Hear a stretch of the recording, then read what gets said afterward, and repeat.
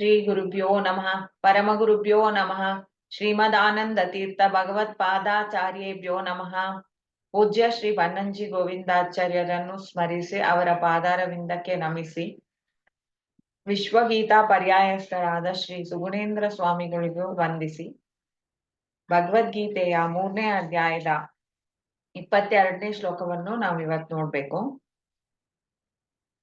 ಪರಮಾತ್ಮ ತನ್ನನ್ನೇ ಒಂದು ದೃಷ್ಟಾಂತವಾಗಿ ಕೊಟ್ಟಿದ್ದಾನಂತ ಅನ್ನೋದನ್ನ ನಾವು ನೋಡಿದ್ದೇವೆ. 22ನೇ ಶ್ಲೋಕದಲ್ಲಿ ಅದನ್ನೇ ಹೇಳ್ತಾನ. ನ ಮೇ ಪಾರ್ಥಾಸ್ತಿ ಕರ್ತವ್ಯಂ ತ್ರಿಷು ಲೋಕೇಶು ಕಿಂಚನ ನಾನವಾಪ್ತಮವಾಪ್ತವ್ಯಂ ವರ್ತ ಏವ ಚ ಕರ್ಮಣಿ.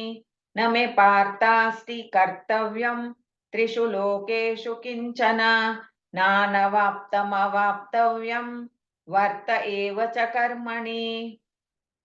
ಪಾರ್ಥನೆ, ಓ ಪಾರ್ಥನೆ, ನನಗೆ ಯಾವ ಕರ್ತವ್ಯನೂ ಇಲ್ಲ ಲೋಕದಲ್ಲಿ ಅಂತ. 3 ಲೋಕಗಳಲ್ಲಿ ಅಂತ ಅನ್ನೋದ್ರಿಂದವೇ ಇದು ಕೃಷ್ಣಾವತಾರಕ್ಕೆ ಸೀಮಿತವಾದದಲ್ಲ ಅಂತ ಅನ್ನೋದನ್ನ ನಾವು ಅರ್ಥ ಮಾಡ್ಕೋಬಹುದು.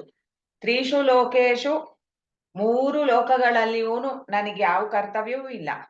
ಯಾಕೆಂತಂದ್ರೆ ಆ ಕರ್ತವ್ಯ ಅಂತ ಅನ್ನೋದನ್ನ ಮಾಡೋದ್ರಿಂದ ಜನರಿಗೊಂದು ಪ್ರಯೋಜನ, ಅವರ ಉದ್ಧಾರದ ಹಾದಿ ಅವರಿಗೆ ಸಿಗತ್ತೆ. ಕರ್ತವ್ಯವನ್ನು ಮಾಡಿ ಅದನ್ನು ಪರಮಾತ್ಮ ಪ್ರೀತ್ಯರ್ಥವಾಗಿ ಮಾಡಿ ಅವರು ಮನಸ್ಸನ್ನು ತರಬೇತಿಗೊಳಿಸ್ಕೊಂಡು ಅವನ ಅನುಗ್ರಹದಿಂದ ಮೋಕ್ಷವನ್ನು ಪಡೆಯಬಹುದು. ಏನೋ ಒಂದು ಪಡೆಯಬೇಕು ಅಂತಂದಾಗ ನಾವು ಮಾಡ್ಬೇಕಾದದ್ದು ಅಂತ ಅನ್ನೋದು ಇರತ್ತೆ. ಯಾವುದನ್ನು ನಾನು ಪಡೆಯುವಂಥದ್ದೇ ಇಲ್ಲ ಅಂತ. ನಾನವಾಪ್ತಂ ಅವಾಪ್ತವ್ಯಂ, ಯಾವುದನ್ನು ನಾನು ಪಡ್ಕೋಬೇಕು ಅಂತ ಅನ್ನೋದು ಇಲ್ಲ. ಇಲ್ಲ ನನ್ನೊಳಗೆ ಏನೋ ಒಂದು ದುಷ್ಟ ಗುಣಗಳೋ ಇಲ್ಲ ಒಂದು ಕೊರತೆಯೋ ಇದೆಯೋ ಅದನ್ನ ನೀಗಿಸ್ಕೊಳ್ಳೋದು ಅಂತ ಅನ್ನೋಂಥ ಒಂದು ಅವಶ್ಯಕತೆ, ಕರ್ತವ್ಯ ಮಾಡೋದು ಅಂತ ಅನ್ನೋಂಥದ್ರಲ್ಲಿ ನನಗಿಲ್ಲ ಅಂತ ಅನ್ನೋದನ್ನ ಇಲ್ಲಿ ಹೇಳ್ತಾನೆ. ಎಷ್ಟು ಸುಂದರವಾಗಿ ಪರಮಾತ್ಮನೇ ತಾನೇ ಕರ್ತವ್ಯವನ್ನು ಮಾಡುವಂಥದಕ್ಕೆ ಕಾರಣ, ನನಗೆ ಪ್ರಯೋಜನ ಅಂತ ನಾನು ಮಾಡಲ್ಲ, ಇತರರಿಗೆ ಪ್ರಯೋಜನ ಅಂತಾನೆ ನಾನು ಮಾಡ್ತೀನಿ ಅಂತ ಅನ್ನೋದನ್ನ ಪರಮಾತ್ಮ ಹೇಳ್ತಿದ್ದಾನೆ. ನಾನವಾಪ್ತಂ ಅವಾಪ್ತವ್ಯಂ ವರ್ತ ಏವ ಚ ಕರ್ಮಣಿ, ಸದಾ ಕಾಲವೂ ಕರ್ಮದಲ್ಲೇ ನಾನು ತೊಡಗಿದ್ದೀನಿ ಅಂತ. ಈ 3 ಲೋಕದಲ್ಲಿ ಇರುವಂತ ಕರ್ಮಗಳು ಅಂತ ಅನ್ನುವಂಥದ್ದನ್ನು ಅವನೇ ಮಾಡ್ತಿದ್ದಾನ ಅಂತ ಅನ್ನೋದನ್ನು ನಾವು ತಿಳಿಯಬಹುದು. ಎಲ್ಲಾ ಕರ್ಮಗಳನ್ನು ಪರಮಾತ್ಮನ ದಶೆಯಿಂದವೇ ಅದು ಸ್ವತಂತ್ರವಾಗಿದೆ. ಅದು ಅವನು ಮಾಡಿಸದೇ ಇದ್ರೆ ಜೀವನಿಗೆ ಯಾವ ಮಾಡುವಿಕೆಯೂ ಆಗೋದಿಲ್ಲ.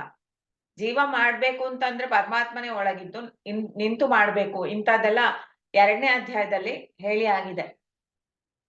ನಹಿ ಪ್ರತಿಬಿಂಬಸ್ಯ ಕ್ರಿಯಾ ಬಿಂಬ ಕ್ರಿಯೆ ಇವ ಕ್ರಿಯಾವಾನ್. ಈ ಬಿಂಬ ಕ್ರಿಯೆ ಮಾಡ್ತಾ ಇರುವಂತ ಪರಮಾತ್ಮ ಅವನಿಗೆ ಅದರಿಂದ ಏನು ಪ್ರಯೋಜನ ಇಲ್ಲ ಅಂತ ಅನ್ನೋದನ್ನ ನಾವು ಅರ್ಥ ಮಾಡ್ಕೊಂಡು ಯಾವುದು ಪಡೆಯುವಂಥದ್ದಿಲ್ಲ, ಯಾವುದು ಒಂದು ಕಳ್ಕೊಳ್ಳೋಂಥದ್ದು ಇಲ್ಲ. ನಮಗೇನು ಅಂದ್ರೆ ಅಜ್ಞಾನ ಕಳ್ಕೋಬೇಕು, ಬಂಧನ ಕಳ್ಕೋಬೇಕು, ಮೋಕ್ಷವನ್ನು ಪಡೆಯಬೇಕು, ಜ್ಞಾನವನ್ನು ಪಡೆದು ಮೋಕ್ಷವನ್ನು ಪಡೆಯಬೇಕು ಅಂತೆಲ್ಲ ಇದೆ. ಆದ್ರೆ ಇದ್ಯಾವುದು ಪರಮಾತ್ಮನಿಗೆ ಅಂತ ಕರ್ತವ್ಯ ಕರ್ಮದಲ್ಲಿ ತೊಡಗೋದಿಕ್ಕೆ ಒಂದು ಕಾರಣವಾಗಿಲ್ಲ. ಅವನ್ ಯಾಕೆ ಮಾಡ್ತಾನ ಅಂತಂದ್ರೆ ತನ್ನ ಸ್ವಭಾವದಿಂದಲೇ ತಾನು ಮಾಡ್ತಾನ. ಅವನಿಗೆ ಇಷ್ಟ ಮಾಡ್ಬೇಕು ಅಂತ ಮಾಡ್ತಾನ, ಲೋಕಕ್ಕಾಗಿ ಮಾಡ್ತಾನ, ಲೋಕ ಕ್ಷೇಮಕ್ಕಾಗಿ ಅವನ್ ಮಾಡ್ತಾನ ಅಂತ. ಪಾರ್ಥ ಅಂತ ಅನ್ನೊಂದು ಸಂಬೋಧನೆಯಿಂದ ಅವನು ಪ್ರೀತಿಪೂರ್ವಕವಾಗಿ ಆ ಅರ್ಜುನನ್ಗೆ ನನ್ನ ಅತ್ತೆಯ ಮಗನೇ ಅಂತ ಅನ್ನುವಂತ ಒಂದು ಸಂಬೋಧನೆಯನ್ನು ಹೇಳ್ತಾನ. ನೀನು ಪಾರ್ಥ ಅಂತಂದ್ರೆ ಇನ್ನೊಂದು, ನೀನು ಒಂದು ಈ ಸಂಸಾರ ಬಂಧನವನ್ನು ಪಾರ್ ಮಾಡುವಂತವನಾಗಿದ್ದಿ, ಪಾರ್ ಮಾಡ್ಬೇಕು ಅಂತ ಅನ್ನೋಂಥ ಉದ್ದೇಶ ಇರುವಂತವ್ರಿಗೆಲ್ಲ ಕೂಡ ಇದೇ ಸಂದೇಶ. ನನ್ನನ್ನು ನೋಡಿ ಕಲಿ. ನಾನೇನ್ ಮಾಡ್ತಾ ಇದ್ದೀನಿ, ಈ ಕೃಷ್ಣಾವತಾರದಲ್ಲಿ ಬಂದಾಗ ಅವನು ಎಲ್ಲರಂತೇನೆ ಅವನು ಗುರುಕುಲಕ್ಕೆ ಹೋದ. ಗುರುಕುಲದಲ್ಲಿ ಅಧ್ಯಯನ ಮಾಡೋ ಕಾಲಕ್ಕೆ ಗುರುಗಳ ಸೇವೆಯನ್ನು ಮಾಡಿದ. ಆಮೇಲೆ ಅಲ್ಲಿಂದ ಬಂದು ತೆರಳಿ ಬಂದಾಗ ತನ್ನ ತಂದೆ ತಾಯಿಗಳಿಗೆ ಏನು ಅವನು ಸಲ್ಲಿಸ್ಬೇಕೋ ಅಂತ ಒಂದು ಕಾರ್ಯಗಳನ್ನು ಮಾಡಿದ. ಆಮೇಲೆ ಅವನು ನಿತ್ಯವೂ ನೈಮಿತ್ತಿಕ ಕರ್ಮಗಳನ್ನು ಮಾಡ್ತಾ ಇದ್ದ. ಸಂಧ್ಯಾ ವಂದನೆ, ಧ್ಯಾನ ಇಂಥದ್ದೆಲ್ಲ ಅವನು ಮಾಡ್ತಾ ಇದ್ದ. ಯಾರಿಗಾಗಿ ಅವನು ಅರ್ಘ್ಯ ಕೊಡ್ಬೇಕು, ಅವನು ತನಗೆ ತಾನೇ ಅರ್ಘ್ಯವನ್ನು ಕೊಟ್ಕೋತಾ ಇದ್ದ. ಇದು ಒಂದು ಮಾದರಿಯಾಗಿರ್ಲಿ ಜನರಿಗೆ ಅಂತ. ಅದು ಕೂಡ ಅವನು ಜನರ ಉಪಯೋಗಕ್ಕಾಗಿ ಅವನು ಮಾಡ್ತಾ ಇದ್ದ. ಯಾವುದೇ ಮಾಡಿದ್ರು ಆ ಅರ್ಘ್ಯವನ್ನು ಕೊಡೋದ್ರಿಂದ ಯಾರನ್ನು ಪ್ರೀತಿಗೊಳಿಸ್ಬೇಕು, ಅವನೇ ಸರ್ವದೇವ ನಮಸ್ಕಾರಂ ಕೇಶವಂ ಪ್ರತಿಗಚ್ಚತಿ. ಯಾರ್ಯಾರು ಎಲ್ಲೆಲ್ಲಿ ನಮಸ್ಕಾರ ಮಾಡಿದ್ರು ಅದೆಲ್ಲ ಕೊನೆ ಪರಮಾತ್ಮನಿಗೆ ಹೋಗಿ ತಲುಪಿತಾನೆ ಅದರ ಒಂದು ಪ್ರಯೋಜನ ಆ ಜೀವನಿಗೆ ಸಿಗತ್ತೆ ಅಂತ. ಕೇಶವ ಯಾರಿಗಾಗಿ ಅವನು ನಮಸ್ಕಾರ ಮಾಡ್ಬೇಕು, ಯಾರಿಗಾಗಿ ಅವನ ಅರ್ಘ್ಯವನ್ನು ಬಿಡಬೇಕು ಅಂತಂದ್ರೆ ಅವನಿಗಾಗಿ ಏನು ಪ್ರಯೋಜನ ಇಲ್ಲದೆ ಇದ್ರು ಕೂಡ ಅವನನ್ನು ನೋಡಿ ಬೇರೆಯವರು ಮಾಡಿ ಅವರು ಪ್ರಯೋಜನವನ್ನು ಪಡೆಯಬಹುದು ಅಂತ ಆ ಲೋಕ ಸಂಗ್ರಹಾರ್ಥಕ್ಕಾಗಿ ಅವನು ಕರ್ಮವನ್ನು ಅವತಾರದಲ್ಲಿ ಮಾಡಿದ. ಅವತಾರ ಅಂತ ಅನ್ನೋದು ಮಾತ್ರ ಅಲ್ಲ, ಅವನು ಪ್ರತಿಯೊಂದು ಮೂರ್ ಲೋಕದಲ್ಲಿಯೂ ವ್ಯಾಪ್ತನಾಗಿ ಇದ್ದಾನ. ಮತ್ತೆ ಅವನು ಸೃಷ್ಟಿಯಾದಿ ಕರ್ಮಗಳನ್ನು ಮಾಡ್ತಾನ. ಈ ಎಲ್ಲಾ ಮಾಡುವಂತದ್ದಕ್ಕೆ ಕಾರಣ ಬಂದು ಜೀವರಿಗೆ ಅವಕಾಶ ಸಿಗ್ಲಿ, ಅವರು ಕರ್ಮವನ್ನು ಮಾಡಿ ಅವರ ಮನಸ್ಸಿಗೆ ತರಬೇತಿಯನ್ನು ಕೊಟ್ಟು ಅವರು ಮುಂದೆ ಒಳ್ಳೆ ರೀತಿಯಲ್ಲಿ ಅವ್ರಿಗೆ ಯಾರಿಗೆ ಲಭ್ಯ ಆಗ್ಬೇಕು ಅವ್ರಿಗೆ ಮೋಕ್ಷಾದಿ ಸಂಪತ್ತು ದೊರೆಯಲಿ ಅಂತ ಅವನ ಇಷ್ಟ ಇದೆ. ಅಂತ ರೀತಿಯಲ್ಲಿ ಅವನು ಆಲೋಚನೆ ಮಾಡಿ ಈ ಸೃಷ್ಟಿ ಮಾಡಿದ ಅಂತಾರೆ. ಸೃಷ್ಟಿಗೆ ಏನ್ ಕಾರಣ ಇದೆ? ಭಗವಂತನಿಗೆ ಅದರಿಂದ ಪ್ರಯೋಜನ ಇಲ್ಲ.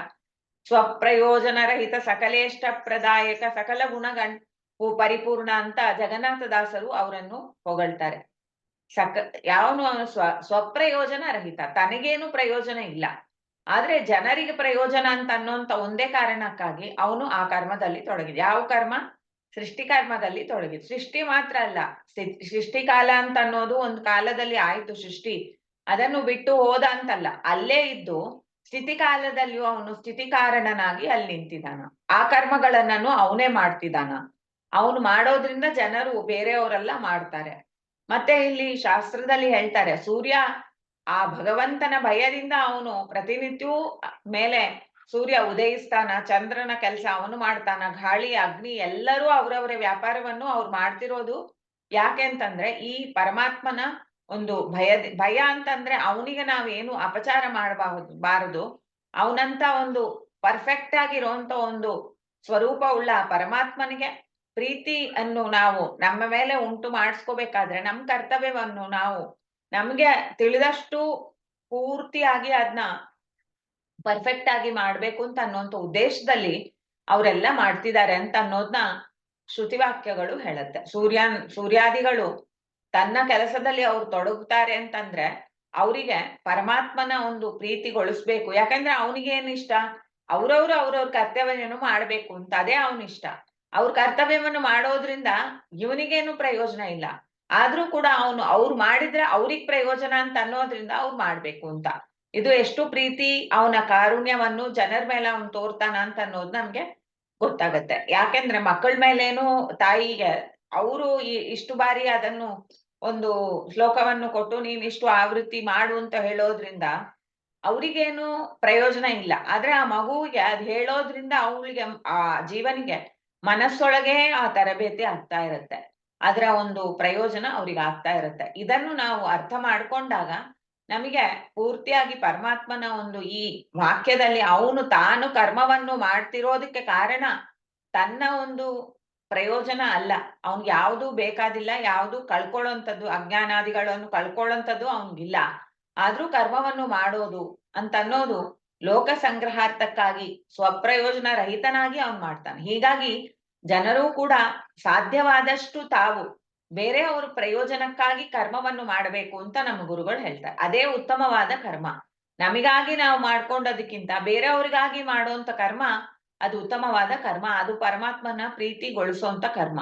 ಅಂತ ಕರ್ಮ ನಾನಾ ಜನಸ್ಯ ಶುಶ್ರೂಷ ಅಂತ ಆಚಾರ್ಯರು ಹೇಳಿದ್ರು. ಅಂತವರಿಗೆ ಪರಮಾತ್ಮನ ಅನುಗ್ರಹ ಬೇಗ ಆಗತ್ತೆ ಅಂತ ಅನ್ನೋದನ್ನು ತಿಳಿಸ್ತಾರೆ. ಸೊ ಹೀಗಾಗಿ ಕರ್ಮದಲ್ಲಿ ನಾವು ತೊಡಗ್ಲೇಬೇಕು. ಪರಮಾತ್ಮನವೇ ಒಂದು ಮಾದರಿಯಾಗಿ ಇಟ್ಕೊಳ್ಳಿ, ಅವನು ಹೇಗೆ ಕರ್ಮವನ್ನು ಮಾಡ್ತಾನೇ ಇರ್ತಾನ ಆತರ ನೀವು ಮಾಡ್ತಾ ಇರಿ, ಇದರಿಂದ ನನ್ಗೇನು ಅಂತ ಅನ್ನೋದು ಬೇಡ, ಯಾರಿಗೋ ಒಬ್ರಿಗೆ ಪ್ರಯೋಜನ ಆಗತ್ಯ ನಾನ್ ಮಾಡ್ಬೇಕು ಅಂತ ಆ ತರ ಮಾಡ್ತಾ ಹೋದ್ರೆ ಅದು ಒಳ್ಳೆ ರೀತಿಯಲ್ಲಿ ನಮ್ಮ ಮನಸ್ಸಿಗೆ ತರಬೇತಿಯನ್ನು ನೀಡಿ ನಾವು ಪಕ್ವ ಆಗೋದಿಕ್ಕೆ ನಮ್ಗೆ ತುಂಬಾ ಸಹಾಯಕವಾಗಿ ಇರತ್ತೆ ಅಂತ ಅನ್ನೋದನ್ನ ತಿಳಿಸ್ತಾರೆ. ಇದನ್ನು ನಾವು ಸಮರ್ಪಣೆ ಮಾಡೋಣ. ಶ್ರೀಕೃಷ್ಣಾರ್ಪಣ ಮಸ್ತು.